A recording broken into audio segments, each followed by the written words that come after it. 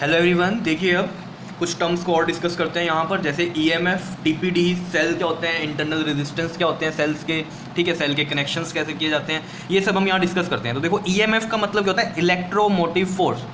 Electromotive force का मतलब क्या होता है, अगर बेसिकली हम बात करें, जो इलेक्ट्रॉन्स को मोशन दे रही है, ठीक है, वो फोर्स, क्योंकि इलेक्ट्रॉन्स मूव करेंगे, ठीक है, तो वही है ना, तो किस फोर्स से आप उसको मूव करवा रहे हो इलेक्ट्रॉन्स को, तो वो होती है ईएमएफ, ठीक है।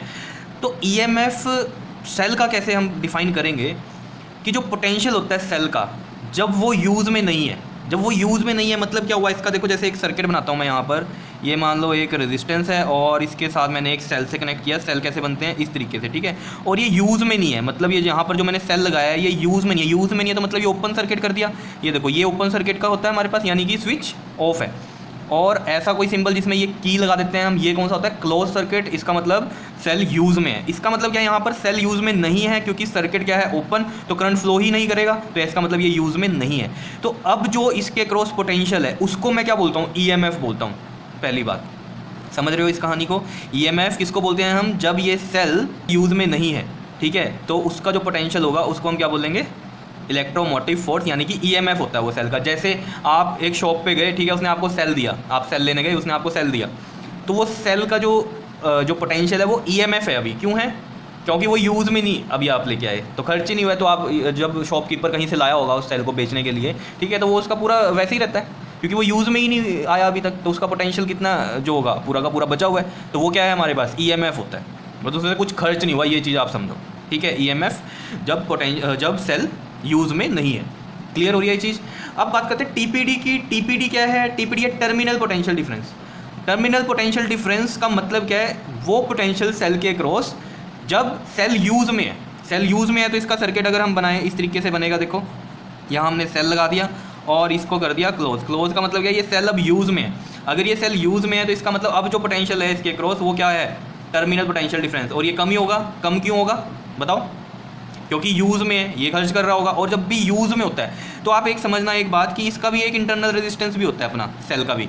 तो जब वो यूज़ में आता है तब मतलब जब आप सेल यूज़ में लेके आते हो तो उसका इंटरनल रेजिस्टेंस भी यूज़ में आ जाता है, और वो एक्सटर्नल रेजिस्टेंस के साथ क्या होता है, ऐड होता है हमेशा। मान लो ये वाला आर है और ये वाला स्मॉल आर है, हमेशा ऐड ही होगा इंटरनल रेजिस्टेंस सेल का, जो भी आपका एक्सटर्नल रेजिस्टेंस है उसके साथ। समझ रहे हो। तो पोटेंशियल ड्रॉप होता है और यहाँ पर आपके पास क्या होता है, जो हम बोलते हैं टीपीडी, टर्मिनल पोटेंशियल डिफरेंस। ये क्या है आपका, जब सेल यूज़ में है तब क्या होगा। ठीक है, बात क्लियर है इतनी चीज़ या नहीं, ठीक है।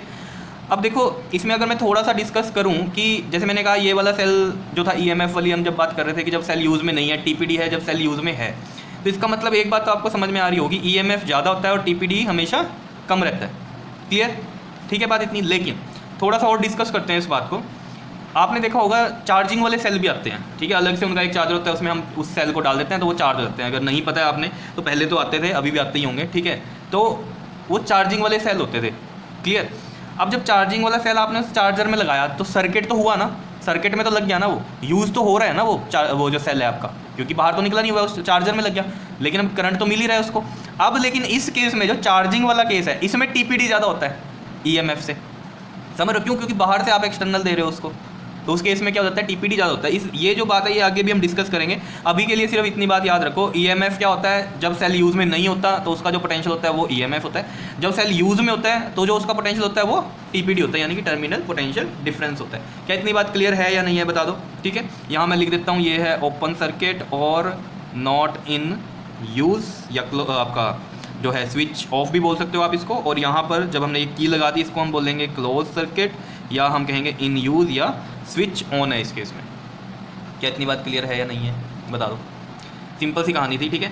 उसके बाद हम बात करते हैं सेल की। सेल क्या होता है, देखो सेल सभी ने देख रखा है, केमिकल से ही बना होता है, अंदर केमिकल्स ही होते हैं, ठीक है। तो यानी कि वो क्या करता है, केमिकल एनर्जी को चेंज करता है इलेक्ट्रिकल एनर्जी में, सीधी सी बात है, ठीक है ना। सेल आप डालते हो कहीं तो आपको क्या देना होता है, करंट ही देना है ना उसको, तो करंट कौन दे रहा है, वो सेल दे रहा है। लेकिन अंदर क्या है, उसके अंदर केमिकल्स है, तो यानी कि वो कन्वर्ट कर रहा है, केमिकल एनर्जी को कन्वर्ट कर रहा है किसमें, आपकी इलेक्ट्रिकल एनर्जी में। और अभी हमने सेल का जो सिंबल था वो बना भी दिया था, ठीक है। ये आपका पॉजिटिव टर्मिनल होता है, ये वाला नेगेटिव टर्मिनल होता है। क्लियर है इतनी बात, ठीक है। ये पॉजिटिव ये नेगेटिव, इतनी बात समझ में आ रही है या नहीं बता दो, ठीक है।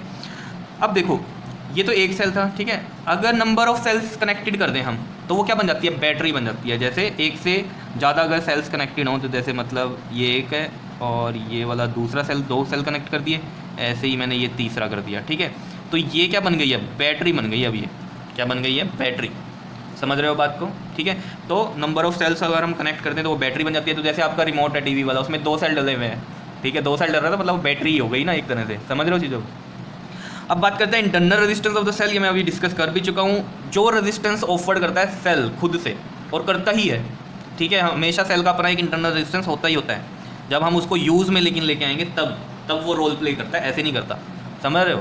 तो resistance offered by a cell when it is in use. तो रेजिस्टेंस जो है उसके अंदर होता है आपके पास कब, लेकिन यूज़ होता है, या कब हमारे जो सर्किट को अफेक्ट करता है वो जब सेल यूज़ में होगा। ऐसे कोई फ़र्क नहीं पड़ने वाला उसमें, ठीक है, क्योंकि करंट फ्लो ही नहीं कर रहा अभी। तो जब नॉर्मल आपने यूज़ में ही नहीं लाया, जब यूज़ में लाए तब आएगा उसका इफेक्ट। क्लियर है।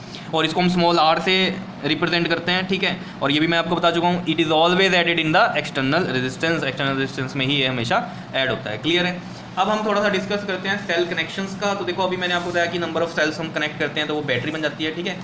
लेकिन सेल्स कनेक्ट करने के भी कई सारे तरीके होते हैं, तो इनको देखो डिस्कस करते हैं। जैसे मान लो अगर हमारे पास 2 सेल हैं और इन 2 सेल का हमने क्या किया है, एक का नेगेटिव और एक का पॉजिटिव कनेक्ट किया, मतलब अपोजिट टर्मिनल अगर हम कनेक्ट करते हैं तो मान लो अगर ये E1 है EMF, ये वाला E2 है, तो ये हमेशा क्या होगा, ऐड ही होगा, E1 प्लस E2 ही बनेगा, क्योंकि बैटरी बन जाती है। यही मैंने आपको बताया बैटरी क्या होती है, और ज़्यादा पावर दे देती है। क्लियर हो। ये मैंने भी बना के भी दिखाया था आपको इधर, ये बैटरी के लिए, ठीक है। तो मतलब अपोजिट टर्मिनल जब भी कनेक्ट होते हैं, देखो जैसे ये इसका नेगेटिव है, ये इधर वाले का पॉजिटिव है, जब भी अपोजिट टर्मिनल कनेक्ट होंगे तो हमेशा जो है EMF क्या हो जाएंगे, ऐड होते हैं, ठीक है। दूसरा हम डिस्कस करते हैं अगर सेम टर्मिनल वाले कनेक्ट करें तो क्या होगा। देखो जैसे मान लो ये हो गया एक, ठीक है, और ये वाला एक हो गया, ठीक है। ये है E1 और ये है E2, ठीक है। देखो ये पॉजिटिव ये भी पॉजिटिव, सेम वाले कनेक्ट कर दिए हमने टर्मिनल, ठीक है। ये ऐसे भी हो सकता था, नेगेटिव भी कनेक्ट कर सकता था, ये नेगेटिव इस तरीके से। ये वाला मान लो E1 है, ये वाला E2 है। इनमें मान के चलो कि मान लो मैं बोल रहा हूँ आपको E1 ग्रेटर है E2 से, ठीक है, दोनों केसेस में, ठीक है। तो जब भी ऐसा कोई केस आएगा जिसमें आपके पास सेम टर्मिनल कनेक्ट हो जाए, जब भी सेम टर्मिनल कनेक्ट होंगे तो ये माइनस ही होंगे EMF। तो जैसे मैं यहाँ पर कह रहा हूँ E1 माइनस E2 होगा, और इस केस में भी क्या होगा, E1 माइनस E2 ही होगा। समझ रहे हो क्यों होगा, क्योंकि ये सेम टर्मिनल कनेक्ट हैं। ये बस बात याद रखनी है आपको, ठीक है। कनेक्शंस कैसे होते हैं सेल्स के। अब देखो जो हम कहते हैं भी इंटरनल रेजिस्टेंस आता है सेल्स में, ठीक है, तो वो किसी में ज़्यादा हो सकता है, किसी में कम हो सकता है। वो डिपेंड करता है कि आपके पास जो अंदर इलेक्ट्रोड्स पड़ी हैं वो कैसी हैं, इलेक्ट्रोलाइट जो सोल्यूशन होता है वो कैसा है। क्लियर। इन चीज़ों पर डिपेंड करता है। तो हमने यही एक टॉपिक बनाया कि factors affecting internal resistance. Internal resistance किन फैक्टर्स की वजह से अफेक्ट होता है, ठीक है, कम ज़्यादा किन वजह से होता है। देखो तो हमने लिखा पहला क्या, nature of electrodes. Nature of electrodes का मतलब क्या, मटेरियल क्या है इलेक्ट्रोड्स का, उस पर डिपेंड करेगा resistance. Nature of electrolyte solutions भी होते हैं, ठीक है, आपका सेल्स के बारे में पता ही है आपको। तो नेचर उसका क्या है, मतलब कौन सा मटेरियल है इलेक्ट्रोलाइट का, उस पर डिपेंड करेगा।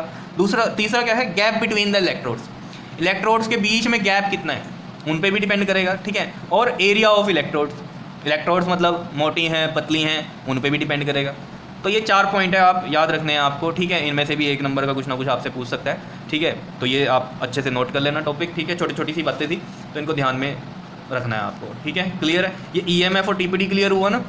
EMF का देखो यहाँ से मैं जो मतलब शुरू में बता रहा था ना, इलेक्ट्रोमोटिव फोर्स, इसका मतलब क्या होता है भाई, वो फोर्स जो इलेक्ट्रॉन्स को मूव करवाएगी, सीधी सी बात है, ठीक है ना। तो एक्चुअली में जब ये सेल लगा हुआ है तो ये क्या करता है, चार्जेस को ही तो भेजता है। तो वो डिपेंड करता है ना सेल कितने वोल्ट का है, ठीक है ना, उस पर तो डिपेंड करेगा कितनी पावर है उसकी, या जो हम कह रहे हैं कि भाई कितनी फोर्स से मूव करवाएगा, ठीक है ना। कुछ बड़े सेल होते हैं, कुछ छोटे सेल होते हैं, डिपेंड करता है वो। क्लियर, इतनी बात या नहीं, मेरे ख्याल से समझ में आ रहा होगा EMF का, ठीक है। और फिर जो अलग बात बताई थी ना हमने EMF और TPD की, वो डिफरेंस बताया था कि EMF जो है वो कब हम बोलते हैं कि वो पोटेंशियल जब सेल यूज़ में नहीं है, और TPD क्या, वो पोटेंशियल जब सेल यूज़ में है।